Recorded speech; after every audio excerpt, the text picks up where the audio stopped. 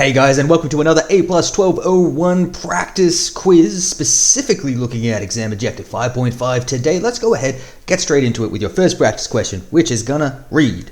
During a critical online meeting, Emily notices that her wireless connection drops intermittently even though she is sitting close to her router. She has completed a basic initial troubleshooting steps and has also used a networking tool to discover that her router was operating on channel 4.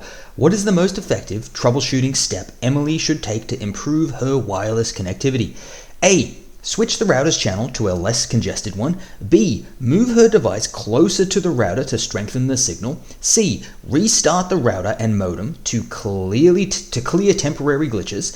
Or D. Upgrade the router's firmware to the latest version. Pause the video if you need more time. Your answer coming in 3, 2, 1. Now, it is A, switch the router's channel to a less congested one. The question specified that the router is operating on channel 4, and we know, hopefully, from our earlier study periods that channels 1, 6, and 11 are the only non-overlapping channels on a 2.4 gigahertz frequency. So if it's on channel 4, we're going to want to move it to channel 1, 6, or 11. That is going to be the first thing that we want to do. As for the other options, move closer to the router, option B. She's already sitting right next to it, so that's not going to do anything. If you're already right next to it, that's not the issue. C, restart the router and modem to clear temporary glitches. That could be a good troubleshooting step, as it says here, but it does say that she's tried basic initial troubleshooting steps. And other than that, it's still a good idea. Even if that worked, she would still want to change it to 1, 6, or 11 because those are really the ones you want to be on, right? Because they're the only non-overlapping ones. So either way, we have to do this, so we may as well do it now. And then D, upgrade the router's firmware to the latest version. Super important to upgrade your router's firmware, of course, as with everything, but it's not necessarily the first initial troubleshooting step that we should take. It's really clear if it's on channel 4, we want to change it to channel 1, 6, or 11. Okay, that's going to be the next thing we want to do. We've identified a potential issue. It's on channel 4, so let's fix that issue and then go from there. Hopefully that one made sense, guys. The next one reads, at her home office, Lisa's laptop is unable to access the internet. When she checks her network settings, she finds that her laptop has been assigned an IP address of 169.254.33.62. What does this IP address indicate and what should be her next step? A, the IP address is normal. She should check her DNS settings to look for a potential proxy server. B, this is an APIPA address. She should restart her router and use the IP release/renew commands. C, the computer's firewall is blocking the connection, so she must disable it temporarily. Or D, an outdated network driver is causing the issue. She should update her network adapter's driver. Pause the video if you need more time. Your answer coming in 3, 2, 1. Now, it is B. It's an APIPA address, guys. Any IP address starting with 169.254 is an APIPA address. Do you remember what APIPA is? I hope you do. APIPA address is an address that your device essentially gives itself when it fails to find a DHCP server. There's no DHCP server that it can contact to get an IP address from, so instead it gives itself a link local or APIPA address. This is an address where you cannot access the internet, right? Which makes sense because in the question, it clearly states her laptop is unable to access the internet. With an APIPA address, you can't do that. So that checks out. What about the other options? The IP address is normal. No, it's an APIPA address as we've established. So that is not correct. C, the computer's firewall is blocking the connection. There's no reason to think that the firewall is involved. It didn't give us any information stating that. Unless it tells you information that points you in that direction, don't go with it. D, an outdated network driver is causing the issue. She should update her network adapter's driver. A very clear statement. The network driver is causing the issue. Again, we have no reason to think that, but we do have reason to think that it's because she has an APIPA address, and that's because they gave us that IP address. So in order to do well in this question, you would need to actually recognize that as an APIPA, which is just going back to basics, making sure you've got that IP address table down pat. You know your class A, class B, class C, your link local or APIPA addresses, and you also know the public and private ranges within those. If you don't really have that down, you wouldn't have been able to answer this question well, okay? So hopefully that made sense. Moving on to the next question, which reads, during an important business voice over IP call, Michael experiences frequent call drops, choppy audio, and noticeable delays. Curious about the issue, he runs a speed test and finds that his upload speed is significantly below the recommended threshold, and his network latency is around 180 milliseconds higher than the ideal limit of 150 milliseconds. What is the most effective initial step Michael should take to improve his call performance? A. Replace his voice over IP hardware with newer devices. B. Enable quality of service, QoS, quality of service, on his router and reduce bandwidth usage by disconnecting non-essential devices. C. Restart his computer to refresh the connection, bypassing the UEFI to ensure network traffic is prioritized. Or D. Switch from a wired Ethernet connection to Wi-Fi for greater mobility. Pause the video if you need more time. There's a lot of words in that one. Your answer coming in 3, 2, 1. It is B. Enable quality of service on his router and reduce bandwidth usage by disconnecting non-essential devices. So there's two things there.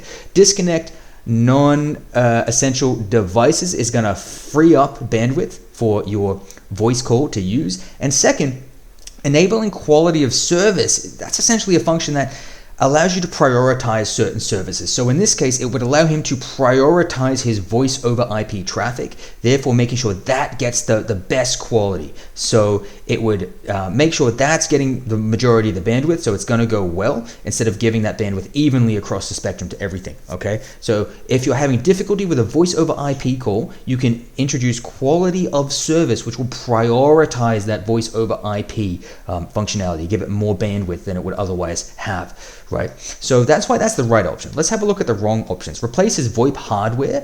That's going to be expensive. That's very extreme, right? Let's try some basic troubleshooting, some basic things first. C, restart his computer to refresh the connection, bypassing the UEFI to ensure network traffic is prioritized. That's it's kind of like a lot of buzzwords, right? Bypassing the UEFI, it sounds like a smart thing, but it's just not a thing, essentially. It's one of those things where if you haven't really studied properly, it might look like it's right, but if you have, you'd look at that and you think, what do you mean bypass the UEFI to ensure? That wouldn't ensure anything, just bypass what? So yeah, that's the wrong answer. It doesn't really make a lot of sense. D, switch from a wired Ethernet to Wi-Fi. Again, no, definitely not. If anything, wired actually gives you a more stable internet connection than the other way around. So you'd want to make sure you've got a wired connection for higher levels of stability. Next question reads, Chris is an avid online gamer who typically enjoys smooth gameplay with low latency. Recently, however, he noticed his ping soared to 120 milliseconds during key moments, causing noticeable lag. After performing a ping test and trace route, he confirmed that the delay is significantly above the ideal threshold. What should Chris do as a recommended step to alleviate his gaming lag? A. Continue playing to let the network adjust naturally. B. Ignore the latencies since it will only affect data-heavy downloads. C. Disconnect non-essential devices and switch to a wired Ethernet connection. Or D. Switch to a 2.4 gigahertz Wi-Fi network for greater mobility and speed.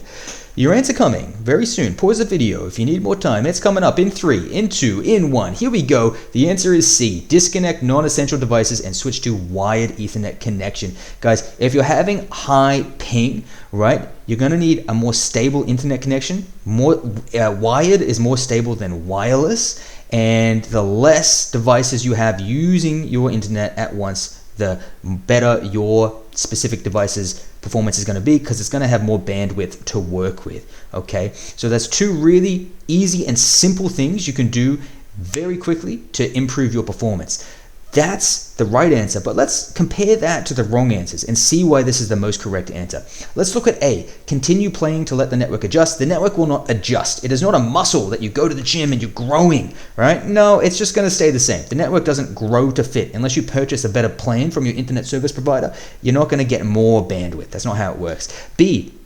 Ignore latency since it will only affect data-heavy downloads. No, he's made it pretty clear it's impacting his gaming and he wants it solved. So that's not an option. We can't just ignore it, because then he's going to keep getting 360 no-scoped from behind. So we don't want that to happen. Finally, D, switch to a 2.4 gigahertz Wi-Fi network for greater mobility and speed. 2.4 gigahertz out of all of the gigahertz, 2.4, 5, and 6 is the one with the lowest speed. So that doesn't make any sense. It has a longer range, but it is prone to more interference and has the lowest speed. So it's not going to be an increase in speeds. So that doesn't make any sense. Therefore, the best option is C, okay? Again, if you know your stuff, it's largely just going to be a process of elimination. Even if you don't definitely know it's C, you should be able to eliminate the other options going through the same process we just did there. The next question reads, after returning from a long weekend, David attempts to log into his corporate network but repeatedly encounters an authentication error.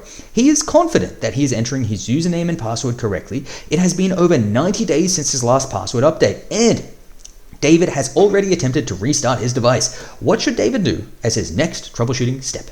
A. Reboot his workstation and try to log in again. B. Immediately contact IT to recreate his user account. C. Verify his account status to see if his password has expired. Or D. Uninstall and reinstall the authentication software on his device. Answer coming in 3. Make sure you pause the video if you need more time. 2. Seriously pause it. Here it goes. 1. We're doing it. The answer is C. Verify his account status to see if his password has expired. So, guys, it said that it's been 90 days since his last password update. So there's a good chance his password has in fact expired.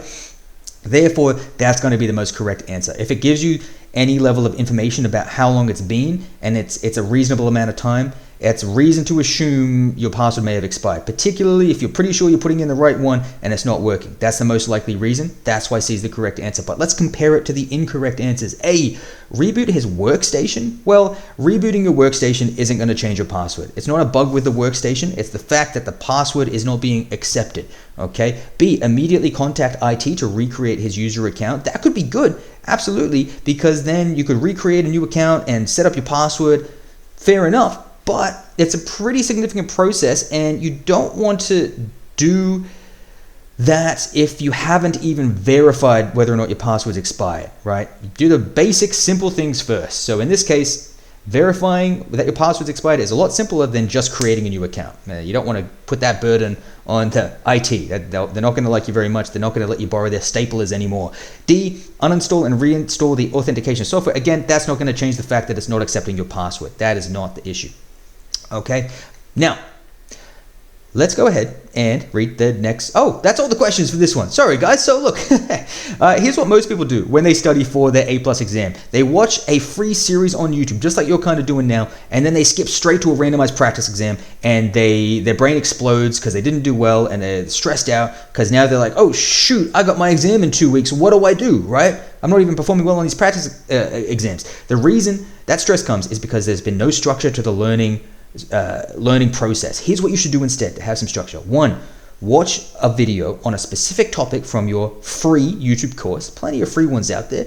Next, do some active recall questions on that exact topic as soon as you finish watching the video. Next, practice some multiple choice questions on that exact topic as soon as you finish watching the video, right? We've got the knowledge, now we're catching it and solidifying it, and then and only then, once you've done that for every single exam objective, do you go to those randomized practice tests. Don't jump the gun, guys. Don't jump the gun. Okay, now that is what I offer in my learning guide. Yes, I have to plug myself. It is mandatory. I'm trying to give you value. I'm hoping that you see the value and you want to purchase this product from me. You'll feel more confident walking into your exam room. I'll feel better knowing that I've helped you do that, and now maybe I can afford my groceries this week. Let's go, baby. We both win. So you get notes and practice questions broken down by exam objective. You get 11 performance-based questions in total. You get 3 practice exams. You get a tracking spreadsheet with a method that you can use to actually see whether or not you're on track to take that exam, and a recommended study process. You get multiple videos showing you how to study with multiple choice questions, how to use cool AI tools to 10 times your learning, how to tackle multiple choice questions effectively. Here's what people are saying. I paid for your resources and they've helped me pass the CompTIA A+. I don't comment a lot, but it definitely helps with organized information and helps me piece things together more easily, talking about my learning guide, saying that it is goated. I downloaded your learning guide already. I can see it will help immensely with studying. I tried other popular resources, but struggled absorbing the material.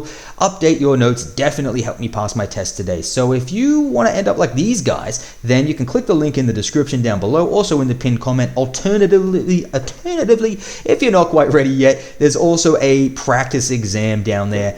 Give it a crack, see where you're at. Don't stress out if you don't do too well, particularly if you haven't completed the active recall questions, multiple choice questions for every exam objective yet, okay? But just download it completely for free, see how you go if you want.